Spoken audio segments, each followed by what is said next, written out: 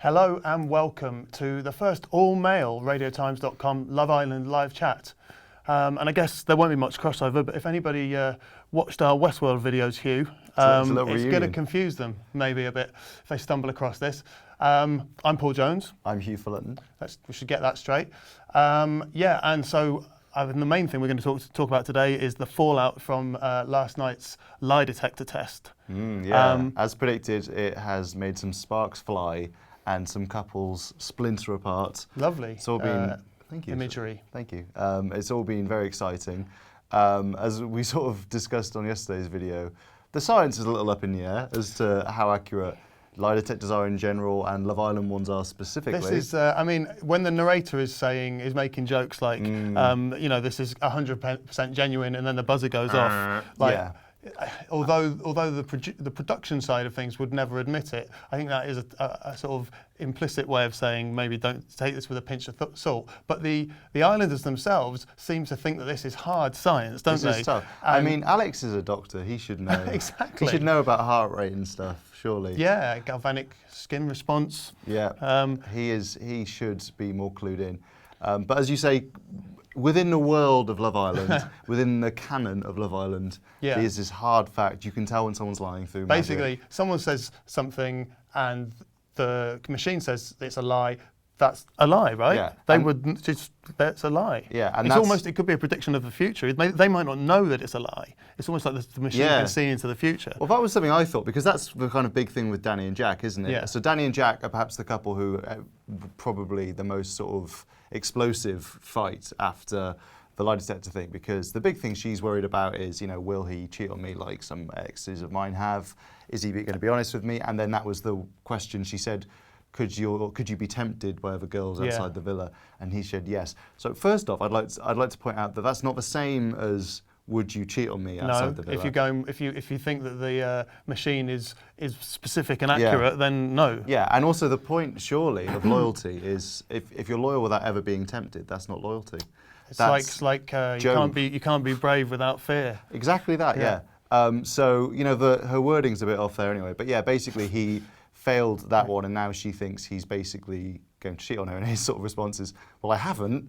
Yeah, and it's frustrating for him, because he's almost getting, told off for something he hasn't done, and also he's well aware that like the only way he can prove to her that he's not going to do that is like by waiting 30 years. Yeah. And it'd be like, in hindsight, you were dead on. Although, when it could happen any time, I guess, you never know. I think it's basically until death, isn't it? It basically is. I mean, he's got to stick to his guns now. I think if assuming Jack goes first, when he dies and he's never cheated on her, I think Danny's going to be. It'll be a bittersweet moment for her, won't it? Yeah, she'll be like, fair play though, fair play.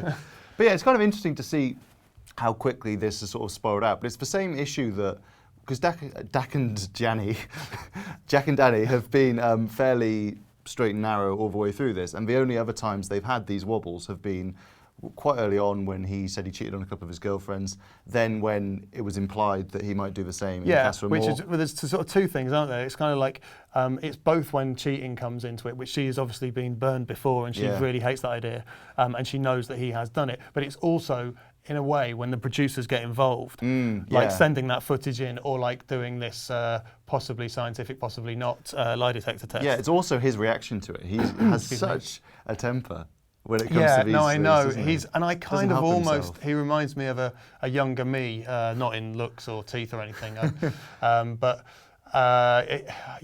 can see that.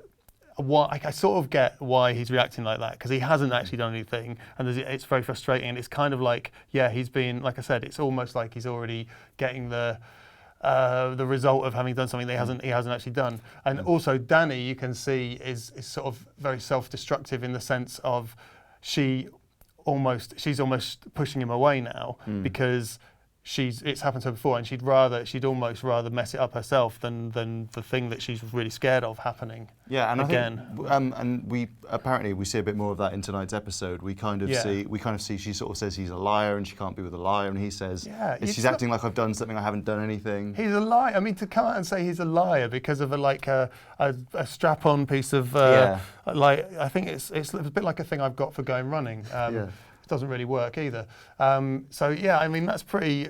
I don't know. I think they should have a think about what what's actually happened here. I feel like Jack doesn't take it too seriously because No. he's sort of saying He takes the argument seriously. He doesn't take the lie detector seriously. he basically says, "Well, I've said I'm not going to do it, and I know myself." Yeah. And the thing is, presumably, but I mean, within the science of Love Island, does the lie detector know what they don't know? Because surely, if he thought he was telling the truth, it's like that's what I'm saying. The lie detector is sort of an all-seeing, hyper-intelligent computer, isn't it? If they replaced it with the Oracle, just like a mysterious cave that they go into, where a wizened old woman like tells them the future. That would actually be cool. That would be great. I think if you're watching ITV2, the wizened old woman Oracle should definitely be a challenge. Yeah, and then we don't have to go, oh, are they scientific or not? It's like it's not science, it's magic. It's the magic of the druids. Yeah, and I'd be well down with that. That'd be great. But anyway, in case your heart rate's kind of going through the roof, thinking that Jack, I'm doing it now. Yeah. Jack and Danny might be splitting up. I mean, we see a little bit of kind of reconciliation. I think they're both attempting it. Yeah, I think it will probably be the same as last time. It will just kind of burn out, and they'll sort of be back to normal. And it's just giving them a little bit of a bump, a little bit of drama before, with finals in less than a week. They've kind of been locked on winners since day one. There's got to be some attempt in the editing and in the challenges they're given to make it less sure that they'll make it all the way to the end. I think they'll work it out. I mean, to be honest, in one of the preview clips for tonight's episode, it looks like they're at least sitting near each other quite casually and seem to be chatting about something. So it looks like maybe it starts to calm down a bit. Hopefully. Excuse me, my voice is going slightly. Yeah. But of course they're not the only couple who are suffering from the fallout of the lie detector. So there's Wes and Megan as well. I mean, I think it's almost like it's everyone from what we saw last night, but we've only found out a bit of extra information about three of them. Yeah. Wes and Megan being another one of them. And her issue is she's got insecurities about her past and the jobs she's done, being a stripper and so on, and whether he's going to want to take her back to his dad and so on, and his parents and so on. And but he's trying to reassure. He's saying that my dad will. He'll like you for your personality. He'll like you for how much how you make me happy, and so on. So I think it's kind of they're not arguing, are they? They're just kind of. It's just she's a bit sad. Of a difficult. Exactly. Yeah. I mean, there's two things I'd say, which is just that they do seem to bounce off each other quite well, and she does seem to bring out a good side of him, which might be in our favour. But also, we will actually find out this one because with Jack and Danny, we'll have to wait a few months to see if they last. But I mean, I'm pretty sure in the last week of Love Island, they usually do bring in the parents, right? Yeah. So I think rumour has it that is something we can expect in one of the coming episodes. No, they do, and it's the best thing. It's the best thing, and it may have Danny die this year as well. Fingers crossed. So presumably, Megan will meet at least one of. That's a good point. I hadn't thought of that. Yeah. So maybe we'll find out, how they'll react, and which might be nice. It might give her a little bit. They of rarely confidence. come on and say, "No, sorry, we actually really hate you." No, get rid of her. Please, don't come round our house. Well, hopefully they don't do that. But I think they'll be all right as well. And then the other kind of big one that we've seen a little bit more about is Alex and Alexandra. I think the biggest revelation from last night's episode was actually that Alexandra does seem to fancy Alex a bit. Yeah. Which is just because she does seem to kind of be quite affectionate towards him and sort of quite complimentary about him. And obviously Alex clearly does not fancy her at all. I guess he doesn't seem that interested. He does. It's hard to divorce whether he fancies her from his just general reservedness, though, and his idea that he doesn't want to ever do anything to PDA in the villa and so on. Well, he seems like quite a private person, and also, as much as one who goes on Love Island can be. Yeah. But also, like you say, he's always said, I'm not too. Well, in that sense, he is like Camilla last year. She never wanted to do anything very extreme or explicit. Yeah.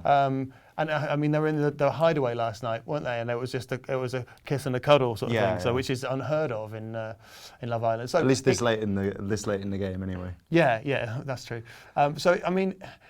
It might still be that he likes her, but he just doesn't want to go any further. And one of the things that he was saying was, I'm not really going to say that I want or expect a relationship on the outside that goes on for X number of months or years, because we've known each other a week, 2 weeks. I feel like he's splitting hairs though. The thing he's complaining about her vague wording as a way of weaseling out of the fact that he's clearly not that interested. If he was really interested in her, he would make more of an effort, and and also there's a precedent, isn't there? He's basically dumped her because he thought he might have a shot with someone he liked else, which was And that sort of actually brings us quite neatly onto to today's challenge. It's another one of those ones where we find out what the public have been saying about, well, we know actually because we are the public, but they find out what the public have been saying about them. And it's just another one where they're filling in the blanks of tweets and headlines and polls and things like that. We get some.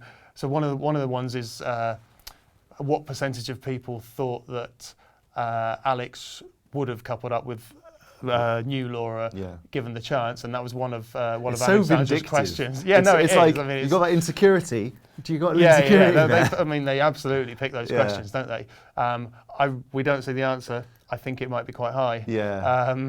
And that's just sort of playing on that insecurity again. And we also have Will, Wes, and Megan last on the outside. Yeah. And I think we do see that has quite a sort of not a very positive response. No, completely. And that's the producers going, okay, this was the insecurity that came up in the lie detector test here. This was what it was here. It's basically Let's find a tweet about that. It's a big stir the pot and get everything moving again for the last few episodes. Which we probably need. Because there were a couple of episodes there where it was kind of just like watching your mates on holiday in Mallorca. It's true.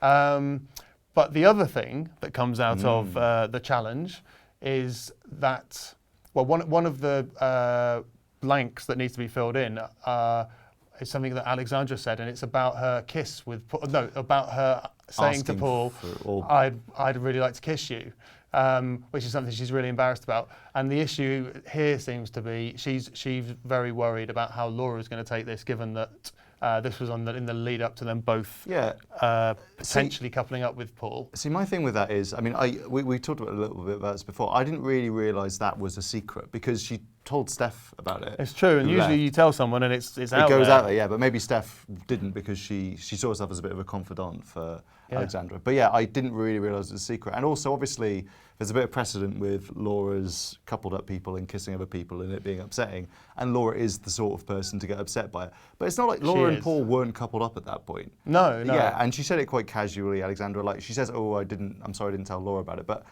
I don't feel like it really came up organically in conversation. I agree. I mean, and so in what we've been shown or what we've been sent, it's kind of left on a kind of cliffhanger, isn't it? We see what Alexandra says to Laura, and it's kind of this apology, and it's like, what will Laura's reaction be? And it will be a bit annoyed with you probably. Well, I mean, considering how stressed she got when Paul was like, I snogged Britney Spears once, and rather than that be a cool story, she was like, well, I'm younger than her. And like in the lie detector test as well, none of the positive things that came up were of any interest to her. That's always that was the case with all of them, though. It's like to be honest, it's the same with anyone. Like if you got I don't know about you, but whenever I got a report card sent home when I was a kid, it would never be the good stuff that ended up being talked about. It would always be the one or two little negative things. And it's kind of like that, isn't it? You do fixate and you sort of forget. And you know, a lot of the times there were a couple of ones where it was inconclusive or undecided. You know what their answer was, and it was treated like that was a lie. Yeah, no, that was, like you were saying, that seems almost as bad, if not worse, than a lie, didn't it? You don't even know, and it's like, well, no, it's just the machine doesn't. That's the machine doesn't know, like all the other times. So that's we'll find out how Laura reacts to that. I think that's kind of all we know. It seems like it's a bit more of a chilled out episode. Like there's a lot of sort of, obviously there's a challenge, but there's a lot of kind of dealing with the fallout from yesterday. It's chilled in the sense that lots and lots of things don't happen. It's kind of not chilled in the sense that there's going to be tears and there's going to be a bit of, if not shouting, then at least arguing. Yeah, and it'll be interesting to see how it plays out because obviously now we're not dealing with the same kind of Love Island. We've got only a week's worth of episodes left. I don't think they're sending in any more people. You know, this is kind of, there's less of the whole people switching around thing happening. When you say it like that, it's like, what am I going to do with my life? This is my structure and routine. It genuinely is. I get home whatever time it is, make dinner in time, so I've eaten and washed up before Love Island. Yeah, it's going to be difficult to deal with. But we'll all deal with it together. Yeah, we may have to do a few support videos after the after wonder what they're up to now. Yeah, like imagine, we could just make some stuff up. We'll say we've got stuff. Yeah, we'll say we've got imaginary stuff. Yeah. We'll just look at They people's send us some Instagram. more stuff about what's happening. Yeah, please do. Yeah. But until then, or in fact until tomorrow. Oh no, we may be off tomorrow. I think We might be off for a I think day we're or taking two. a break for the next couple of days, unfortunately. But We'll be back at some point. We'll be back. We'll definitely be back on Friday. Yeah. When lots of stuff will have happened, I guess. So there'll be lots to talk about. Yeah. Until then, have a great day. We will see you next time. Goodbye.